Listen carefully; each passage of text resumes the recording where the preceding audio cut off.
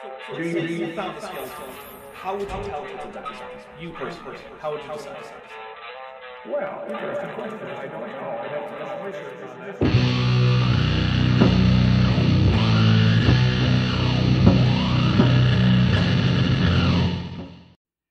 Hey there, YouTube. The Dapper Dinosaur here. Last time we were here, Menton was talking about mostly Neanderthals, but then he also hopped into Australopithecus. We ended with him saying that he didn't believe the dates as they were given. Not for any good reasons, but that's okay. Let's pick right back up where we left off. But remember, the 3 million is going to fit into something a little later. Okay. What did this fossil consist of? As they say, it took 2 years to find all the parts. It's about a 40% complete skeleton, they say, but I've counted the bones, and I come closer to 20% than 40, but we'll go with 40. Gee, sounds to me like someone has forgotten about the fact that apes are bilaterally symmetrical. It's lacking nearly all the foot and hand bones. There are a few. The skull and the jaw are very primitive, even by ape standards. In St. Louis, I lived there for a number of years while on the faculty of Washington University School of Medicine. They had an exhibit there called the Living World exhibit. There was nothing alive in it. It was all models and what have you. And they had this, what they said was a replica or a model of Lucy. Well, it's definitely not a replica, because that would mean you'd have the bones. This is clearly a reconstruction. Also, incoming lie about whether or not any non-human apes have white sclerae. First of all, you realize, I think I've already mentioned, but Lucy was only 3 foot 7 inches tall. Down in here. It'd be like a small chimp. And yet, when they make models, they usually make them bigger, so it looks more like a human being. Maybe, but I don't see a scale bar, so how can I tell? And I used to get a kick out of looking at this model and watching other people respond to it. Children would come through, and they'd say, "Oh, look, an ape man," and the teacher would say, "No, that's an ape woman." That sounds like something that never happened. I can't remember ever hearing a kid use the term ape man. Further, that use of man is not gendered, it's like mankind, it includes women. This use of man derives from the Old English word man, with 2 N's. It just means human. Werman and withman mean man and woman respectively in Old English. And you can see wer, which also shows up in werewolf, and is related to the Latin word for man as opposed to woman, vir. As a result of sound changes in English, man and werman ended up being pronounced the same, and withman became woman.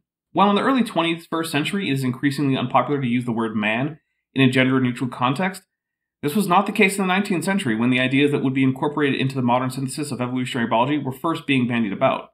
That's why Darwin's book, The Descent of Man, was about the descent of Homo sapiens, not just the men among them, as if women had a different line of descent.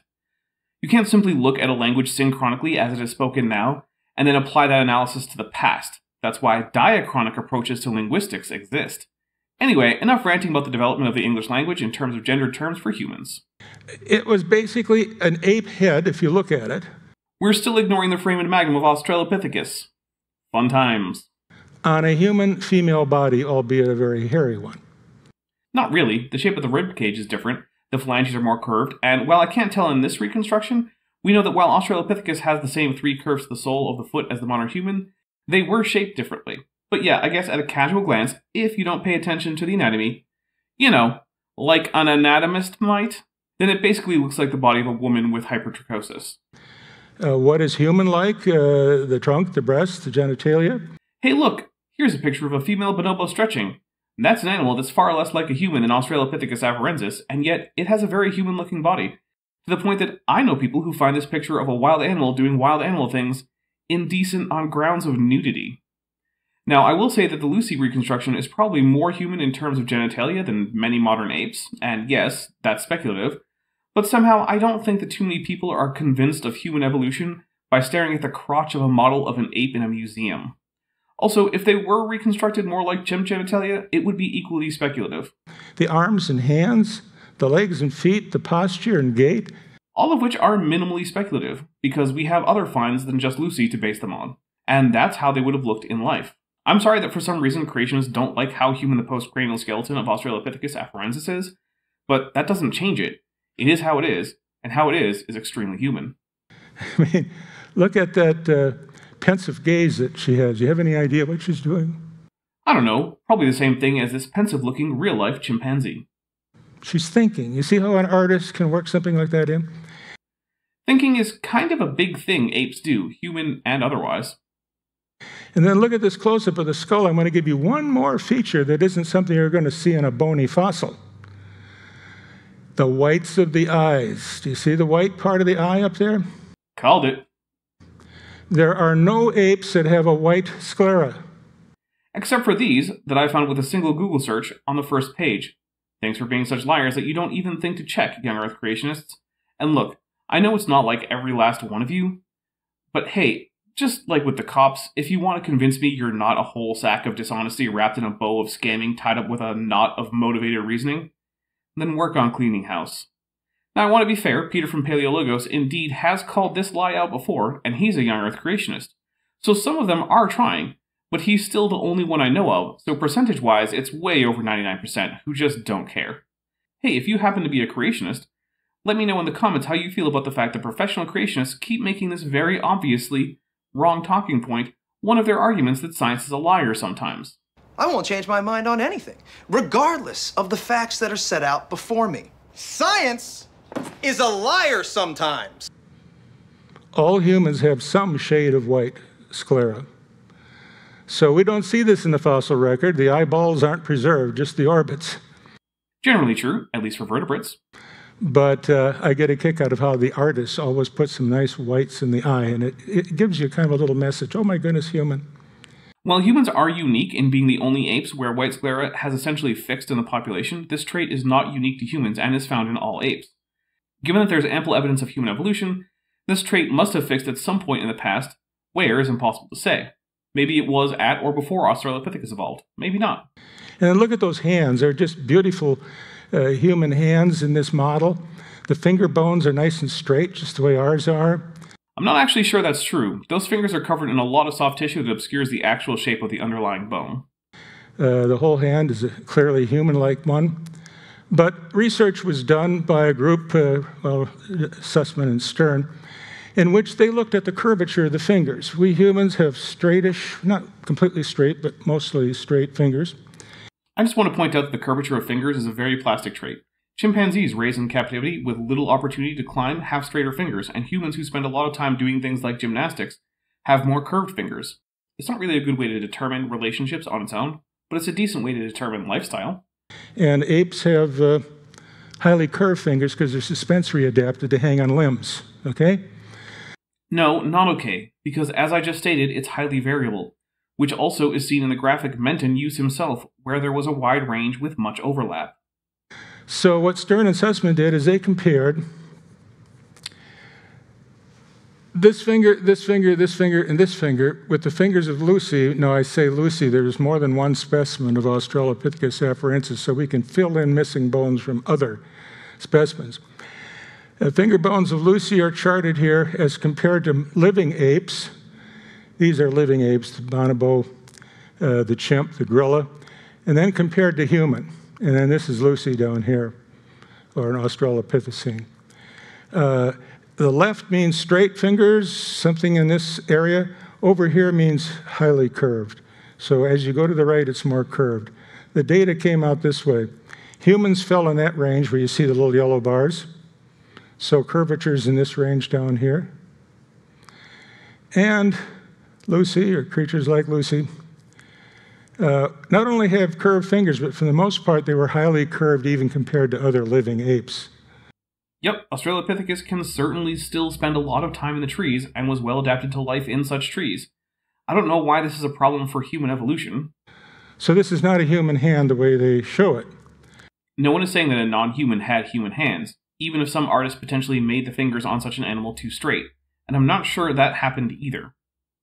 To make matters worse, a few years later, back in 2000, Richmond and Strait discovered that Lucy had wrists that appeared to be capable of locking during knuckle walking.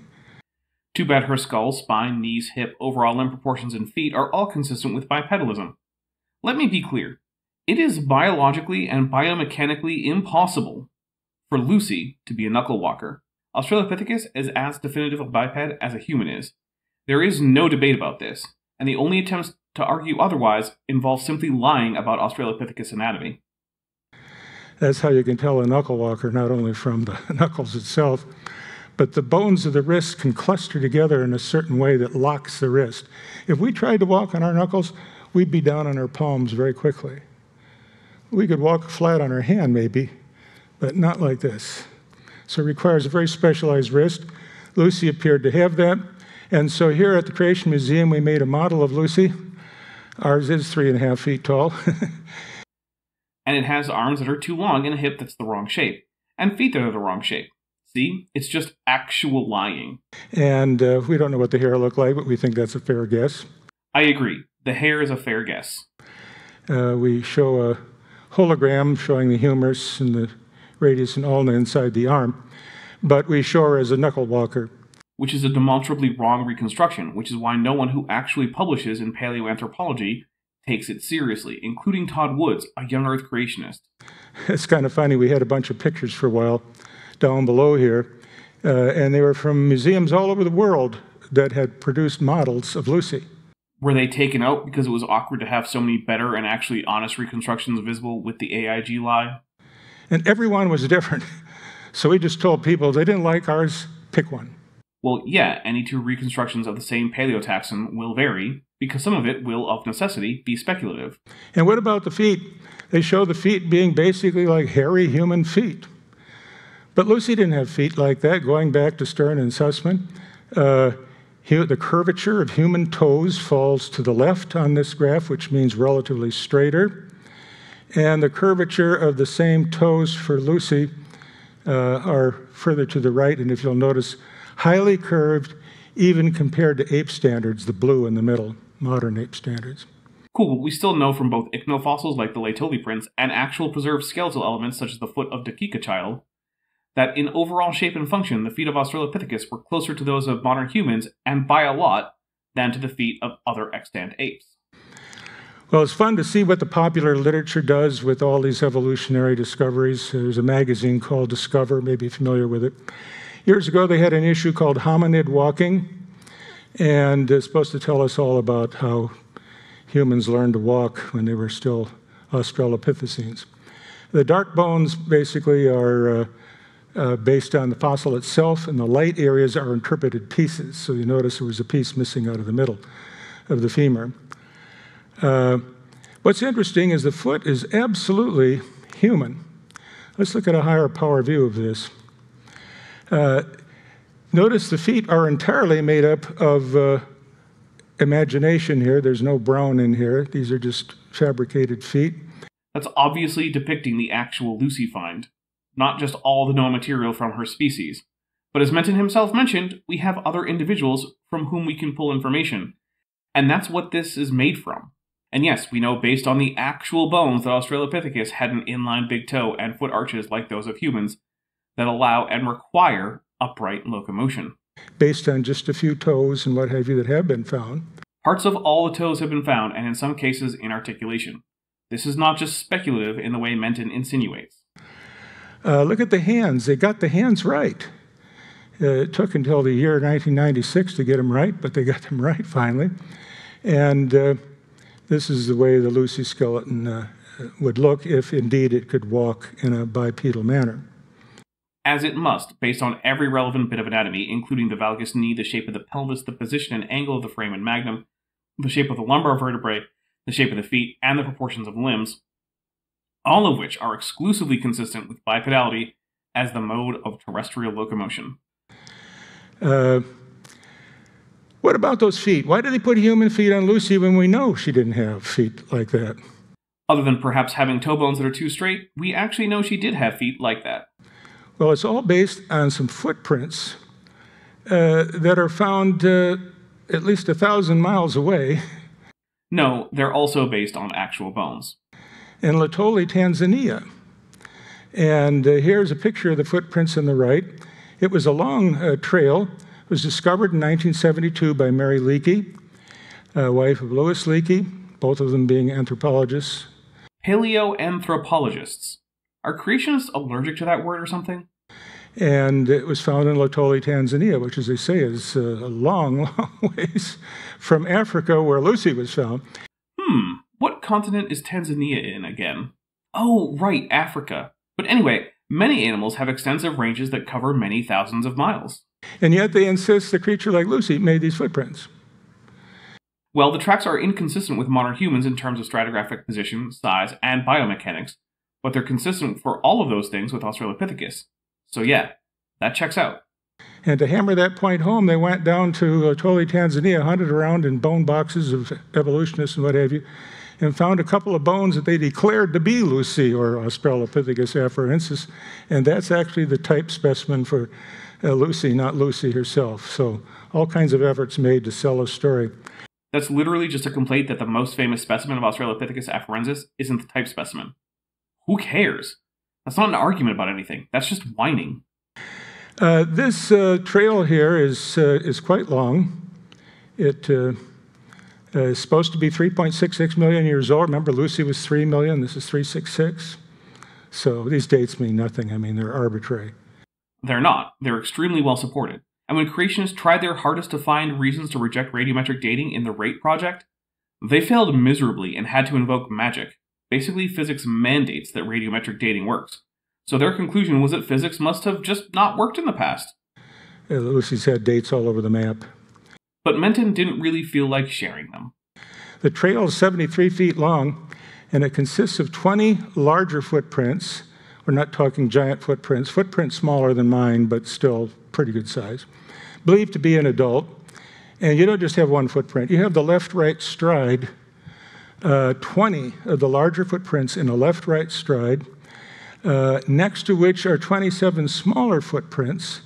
If you look carefully, you can see here's the large one, here's the left foot, and there's the right. You can see the stride is this long. Look at the children over here that are smaller. Here's the left foot, or the right foot. Here's the left foot. Notice we're pointing out at the angle, so it's got the knee lock.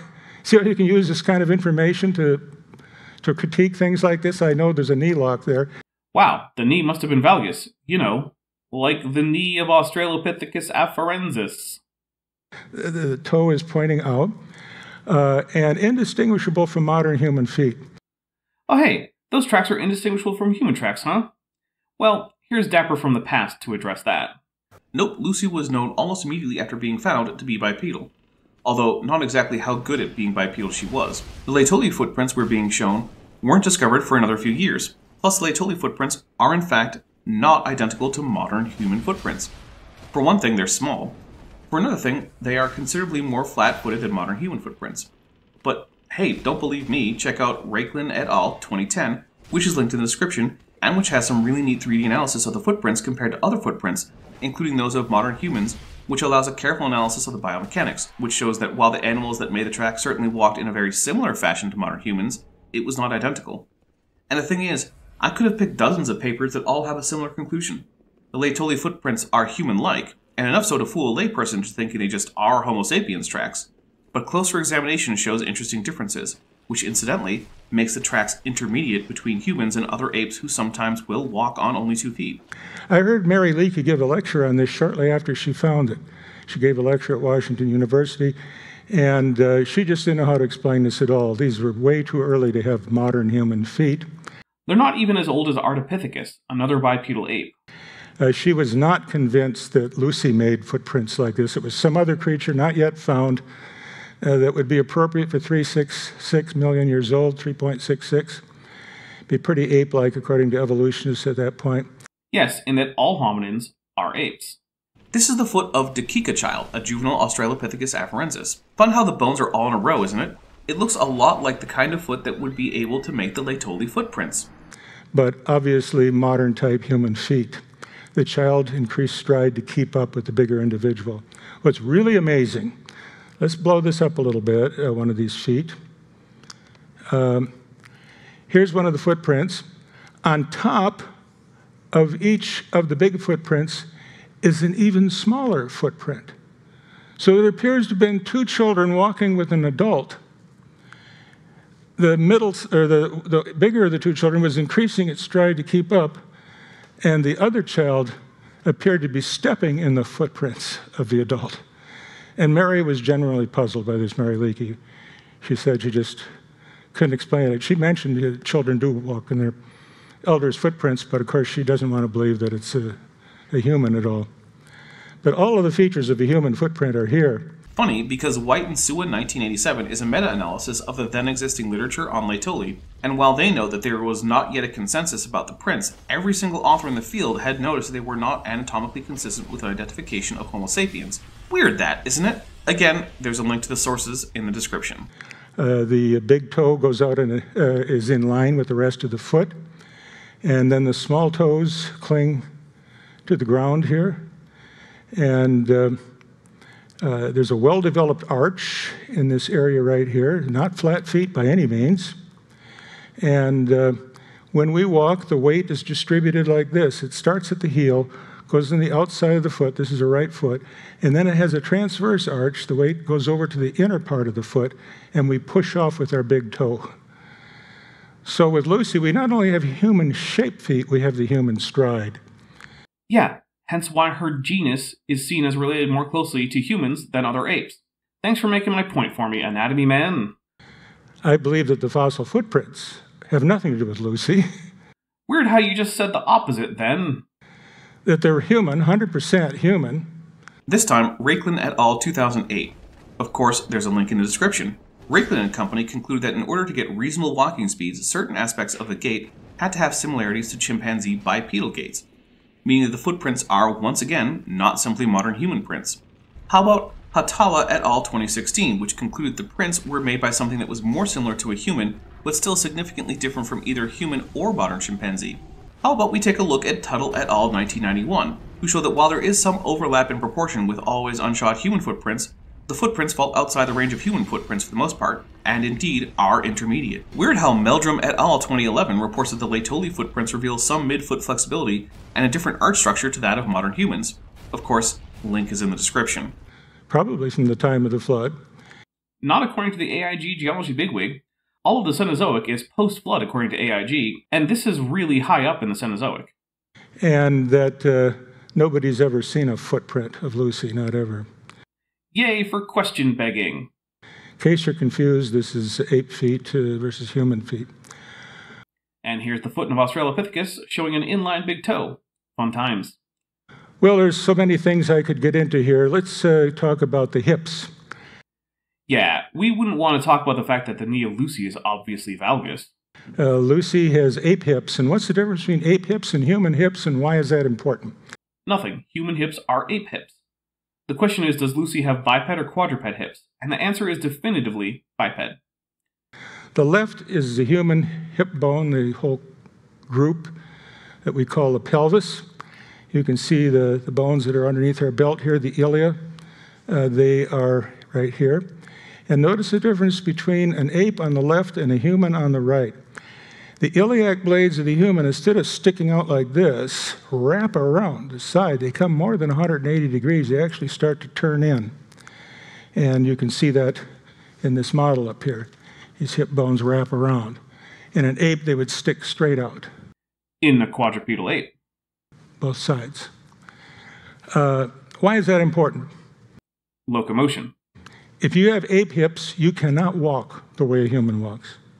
You have to have human hips to walk the way we do. Oh, well, now we're going to have some fun. Here's a chimp, and that is what we call ape hips. These bones sticking straight out. Look at the human from a similar view, and they wrap around. Why is this important? Well, on the side, you can see the paint mark here. That represents where muscles attach. There's a spot right here where a muscle called the gluteus medius attaches. You've heard of the gluteus maximus. You're sitting on it right now. What does the gluteus medius do? It attaches right there, right where you see the red paint, or look up at the chart here, you can see it. And the muscle goes down to our thigh bone down here and attaches to a bump here called the greater trochanter. So let's put that muscle in. Notice it's fan-shaped. That's important. What does that muscle do? It abducts the leg. So it does this. But because it's fan-shaped, it can go out this way, it can go this way, or it can go to the front. What does that do for us? When we pick up our left foot to make a step, our hip ought to drop like a ton of brake. These are ball socket joints, aren't they? Which way do ball socket joints go? Any old way. When we lift our left leg, what keeps this from happening? When we lift our left leg, the right gluteus medius tightens up just enough so that we don't abduct the leg, we just keep it steady where it is. So you see, we can walk like this. We just have to remember to tighten up our gluteus medius on the opposite side we're lifting our foot. Finally, a section I have nothing really to complain about. We don't have to remember that. It's all automatic. Works perfect. What about an ape? Ape has all the same bones. There it is, the hip bones. And it has a gluteus medius. And the gluteus medius attaches right there. And it goes down to this bump on the hip bone, same as us. We call it homology. But it has a completely different function. It goes down the back, not the side. That means it cannot stabilize the hip for a monkey when they lift their foot. What it does, monkey has a posture, bent knee, forward like this. It keeps the monkey from falling on its face by rocking the body back. You say, well, we've got a problem here now. How is an ape ever going to walk on two legs? By evolving a more lateral-facing iliac crest. It's not really all that complicated. And hey, Lucy has that condition. If it doesn't have a muscle to stabilize the hip when it lifts each foot. It does. It's still the gluteus medius, it's just that in some apes it doesn't work as well. Easy. Just watch the next ape, they'll teach you. When they lift their left foot, they throw their weight over the right. And when they lift the right foot, they throw their weight over the left, so this is the way they walk, right? You now know where the ape walk came from and why the ape walks with an ape walk. That's why the hips are so important. What do evolutionists do about this? The ape that stood up, it was a revolutionary idea. Hip.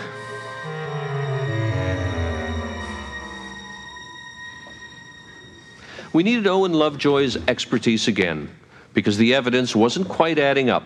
The knee looked human, but the shape of her hip didn't. She had the straight out bones. Superficially, her hip resembled a chimpanzee's, which meant that Lucy couldn't possibly have walked like a modern human. Which, remember, was suspicious because her knees were those of a biped, so taking things at face value led to an animal that couldn't walk on 4 or 2 legs. But Lovejoy noticed something odd about the way the bones had been fossilized. When I put the two parts of the pelvis together that we had, this part of the pelvis has pressed so hard and so completely into this one that it caused it to be broken into a series of individual pieces which were then fused together in later fossils. So he's saying Lucy obviously had the same type of hips as we do. It's just that something broke it or distorted it. A fact that is actually visible in the video Menton himself is playing. So as you'll see in the next picture, someone is proposing it was a deer stepping on it, crunched it, and made it go from this to that. More likely a bovid, since this is happening in a place with lots of bovets and basically no cervids. What you're about to see is amazing. You're going to hear this particular anthropologist say that that the pieces fit together so well on Lucy's hip that they're impossible. And as a human anatomist, I never figured that out. How can something fit together so well it's impossible? As a human anatomist, he never figured out that a bone-to-bone contact was a bad thing. Bones have cushions of cartilage. They shouldn't be in perfect contact bone-to-bone. That's pretty basic. Bones either fuse or they have soft tissue buffering the interface between them. I'm going to go out on a limb and say that the reason Menton never figured this out is that he wanted to be silly, even though it's actually pretty obvious. But he's going to say that, and he then makes it so it doesn't fit together well with a drilling tool or a saw. Here it is. You're going to get the crunch. That's the deer stepping This has caused the two bones, in fact, to fit together so well that they're in an anatomically impossible position. The perfect fit was an illusion that made Lucy's hip bones seem to flare out like a chimp's. But all was not lost. Break out the Dremel tool. Parts flying Lovejoy across decided the room. he could restore the pelvis to its natural shape. Notice he's He didn't removing want to tamper material, with not the just original, cutting. so he made a copy in plaster. He cut the damaged pieces out and put them back together the way they were before Lucy died. It was a tricky job, but after taking the kink out of the pelvis, it all fit together perfectly, like a three-dimensional jigsaw puzzle. And still flat. The lie detector determined that was a lie. It's still flat. As a result, the angle of the hip looks nothing like a chimp's, but a lot like ours. Well, it's making your own data. Here's a fun thing. As they were found, the hips of Lucy wouldn't actually meet in the middle at the pubic bones. The pubic symphysis was dislocated. Lucy couldn't walk on a hip like that, no matter how many limbs she walked on. So Menton's argument is that it's more plausible that Lucy walked on a broken hip that couldn't support weight than that perhaps there was some post-mortem damage, which there obviously was, given the obviously real breaks evident to even a layperson just looking at the hip. I think I'll conclude by giving you the last word from an evolutionist, Dr. David Pilbeam, who was anthropologist at Harvard University for a number of years. He reviewed a book that Richard Leakey had written in which he had questioned all of the interpretation of human and ape fossils up to his time, and said that a fossil he had found really had to change the way we thought about human evolution. It still occurred, but in a different way.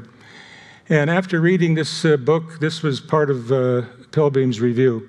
Perhaps generations of students of human evolution, including myself, have been flailing about in the dark, that our database is too sparse, too slippery for it to be able to mold our theories.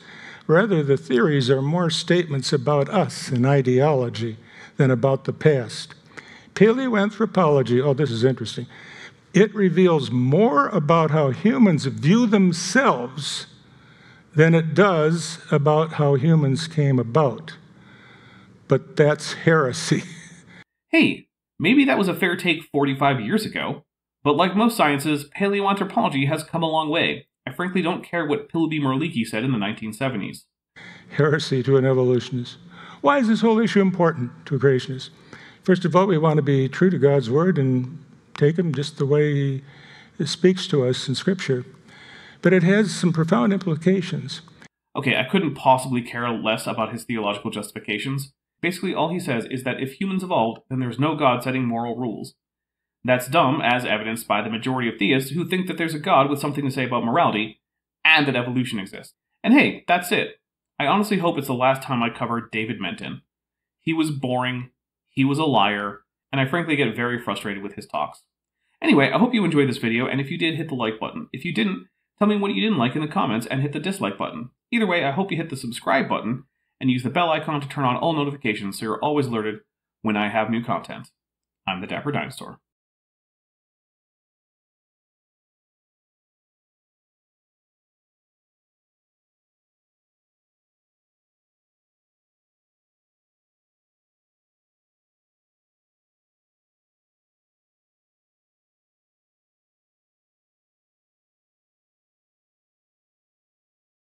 Thanks for watching, but before you go, I just want to say a special thank you to my channel members and my patrons, especially those pledging $20 or above. Bob Knob, Work in Progress, Ben Tovand, Tapioca Weasel, Cynically Skeptic, Denny5252, Elderon Teller, Farava, Ian Chen, Landon Knoll, Mabdy Babbity, San, Sphincter of Doom, and the Venerable Bede. As you probably know, YouTube is a very volatile platform, and from month to month my income on the channel can swing wildly.